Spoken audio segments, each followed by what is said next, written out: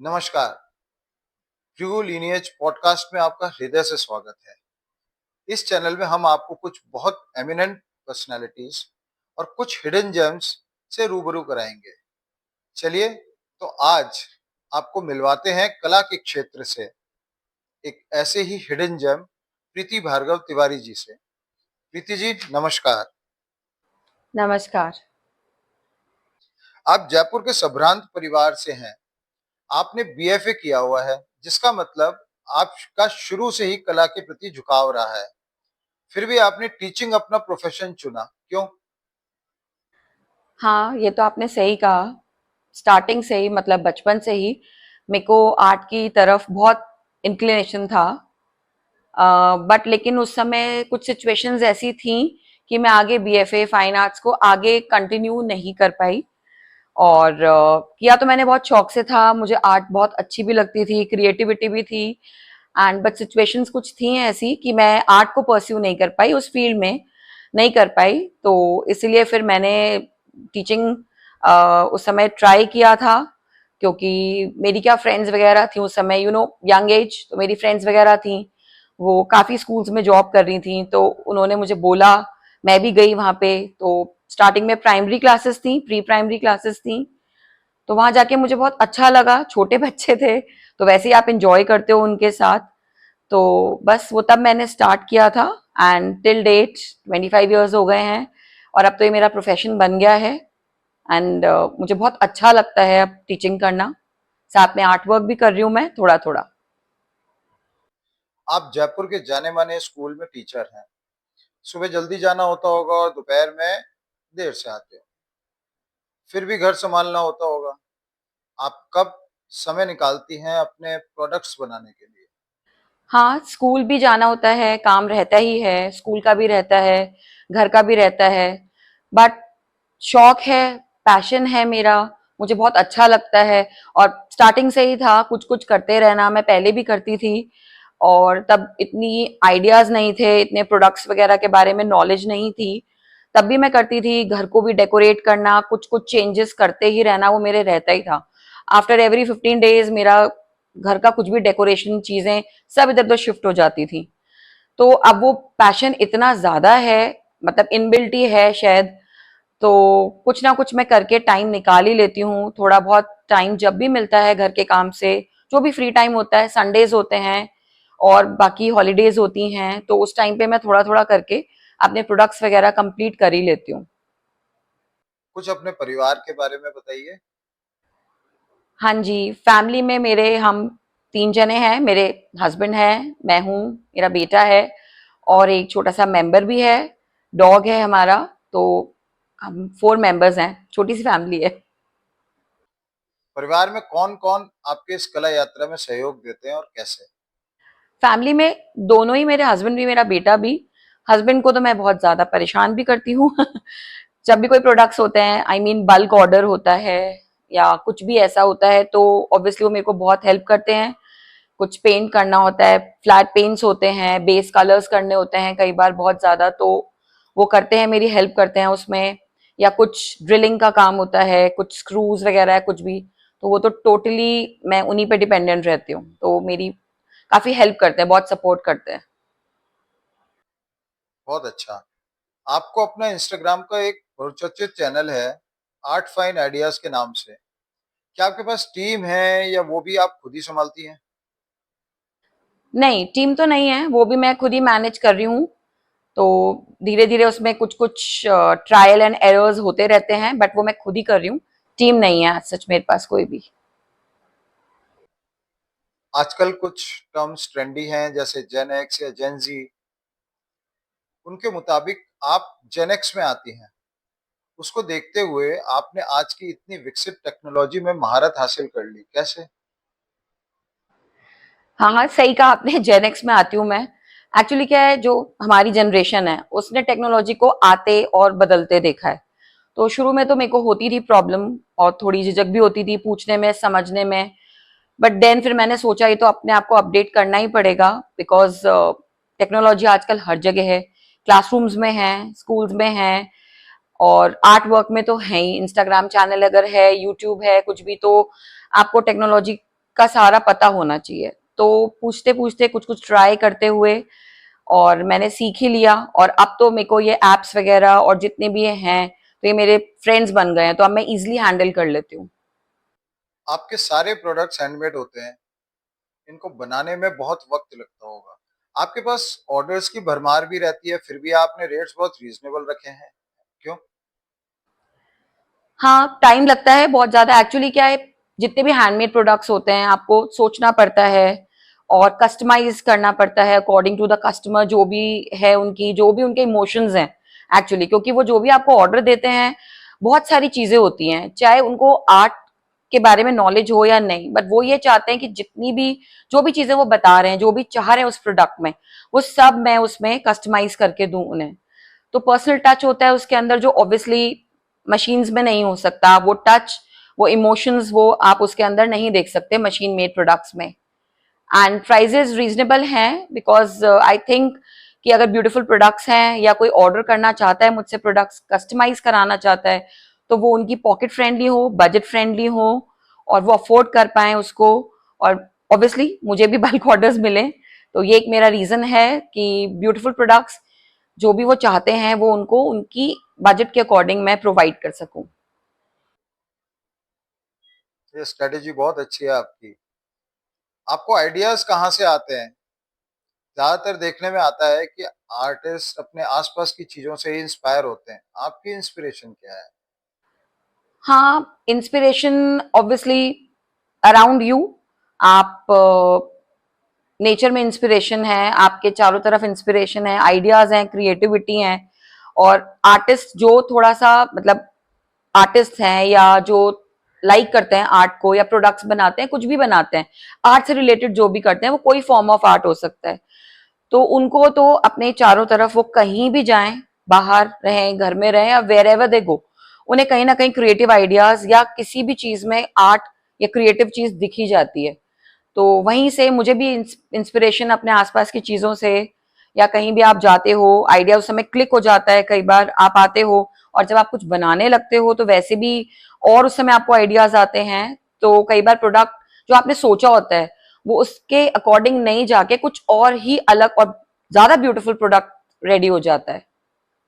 हम्म। अब थोड़ा सा पर्सनल क्वेश्चन है।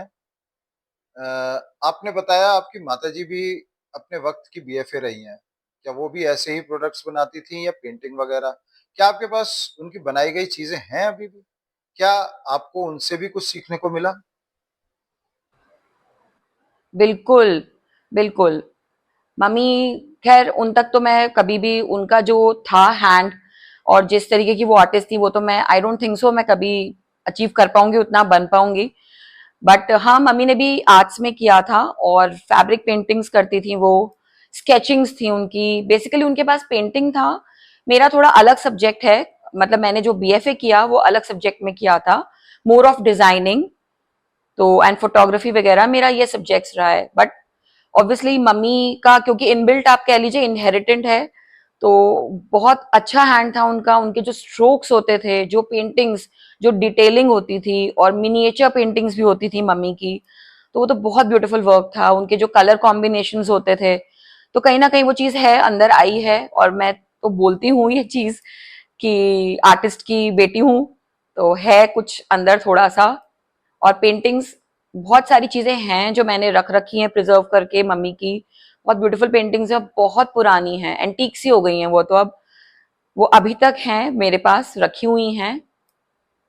तो काफी चीजें हैं मम्मी की मेरे पास। बहुत अच्छा। आपके ज्यादातर आइटम्स लकड़ी और शीशे के होते हैं, इसमें मेहनत बहुत होती है, ये आपने क्यों चुना? हाँ, वुड प्रोडक्ट्स हैं, एमडीएफ है, इट्स टाइप ऑफ वुड। और शीशे के भी हैं, मिरर वर्क करती हूँ मैं एक्चुअली। अलग अलग फॉर्म है उसके अंदर, लाइक मोजैक है तो उसमें मिरर यूज होता है, क्ले आर्ट भी करती हूँ मैं, और डेकोपाज भी है उसके अंदर, रेजिन प्रोडक्ट्स भी हैं। तो बहुत सारे आर्ट फॉर्म्स हैं जो मुझे ऑब्वियसली 2-3 साल पहले तक तो मुझे पता भी नहीं था कि ऐसी कुछ फॉर्म ऑफ आर्ट्स होती हैं। बट देन देखा, ट्राई किया, और आजकल जो इतना ट्रेंडी ये सब चल रहे हैं, मंडाला आर्ट है, डॉट आर्ट है, तो मैंने सब चीजें ट्राई करी। बहुत बार गलतियां हुई, तो वही सर्च किया कि कैसे मैं उनको रेक्टिफाई कर सकती हूँ। तो ये सारे प्रोडक्ट्स हैं, और एक्चुअली क्या है, ये ड्यूरेबल होते हैं सारे। एक तो इनमें यूनिकनेस होती है जब आप कुछ भी हैंड से बनाते हो वुड पे, और ड्यूरेबल होते हैं, इसलिए मैं प्रेफर यही करती हूँ। और नेचुरल प्रोडक्ट्स हैं ये, तो प्रेफर यही करती हूँ, मोर ऑफ वुड। उसी के प्रोडक्ट्स हैं मेरे सारे, on would, pine would, handmade products सारे। आजकल मोदी जी ने स्टार्टअप्स पर काफी प्रोत्साहन दिया है, खास तौर पर महिलाओं को। आपने कभी इस तरफ ध्यान दिया कि सरकार से कुछ मदद मिले? हाँ, मुझे पता है इन प्रोडक्ट्स, इन सॉरी, इन स्कीम्स के बारे में। बहुत अच्छी अच्छी स्कीम्स हैं, बट मुझे लगा कि इसमें शायद भागदौड़ बहुत होगी, और काफी मुझे मतलब पता करना पड़ेगा इनके बारे में, तो मैंने वैसे कभी ट्राई नहीं किया। बट अब मुझे लग रहा है कि मुझे इनके बारे में और नॉलेज लेनी चाहिए, और इनके बारे में पता करना चाहिए, क्योंकि है ये, इससे बहुत बेनिफिट होता है। तो आई ट्राई नाउ कि मैं इनके बारे में और डिटेल्स वगैरह पता करूं, एंड देन कोशिश करूं अगर कुछ मैं अपने लिए इसको, बिकॉज अगर मैं इनको कुछ स्टार्टअप्स वगैरह के लिए, और मैं गवर्नमेंट हेल्प लेती हूँ स्कीम्स वगैरह जो वुमेन एंटरप्रेन्योर्स के लिए आजकल बहुत अच्छी अच्छी हैं, तो मैं आगे भी और किसी को हेल्प कर सकती हूँ, जो और भी लेडीज हैं, तो उनको मैं हेल्प कर सकती हूँ। अपने पास कुछ सीख सकती हैं वो, मे बी कुछ अर्निंग हो जाए उनकी भी। तो आई ट्राई फॉर दिस। बिल्कुल। अ, आप आज से आपने अभी बोला कि आपको 3 साल पहले तक पता भी नहीं था कि ऐसी फॉर्म्स होती हैं, या आपको बनाना नहीं आता, पर आपने 3 साल में इतना कुछ अचीव कर लिया। आप आज से 5 साल बाद अपने को कहाँ कहाँ देखती हैं? 5 साल बाद और कुछ सीखते हुए, तो लर्निंग तो कभी भी बंद नहीं होनी चाहिए, तो कुछ और मैं सीखूंगी। और ऑब्वियसली जो मेरा ये है, मैंने स्टार्ट किया है आर्ट फाइन आइडियाज, ये और अच्छा हो जाए, और मुझे और ऑर्डर्स मिलते रहें, एंड कुछ और नया सीखते हुए अपने आप को, कि तब तक 5 इयर्स के बाद मैं बोल पाऊं कि मुझे ये आर्ट फॉर्म्स भी आते हैं। मैंने ऑलमोस्ट सारे ट्राई कर लिए। I want to see myself growing again in the field of art. तो बस यही बोलना चाह रही थी मैं। आप आने वाली जनरेशन के लिए एक मिसाल हैं, क्या संदेश देना चाहेंगे आप उनको? अगर कोई बच्चा आपसे ये सीखना चाहे कला, तो क्या आप सिखाएंगी? Thank you, I am honoured. आप मुझे अगर ये कह रहे हैं कि मैं आगे जनरेशन के लिए मिसाल हूं, तो थैंक यू वेरी मच।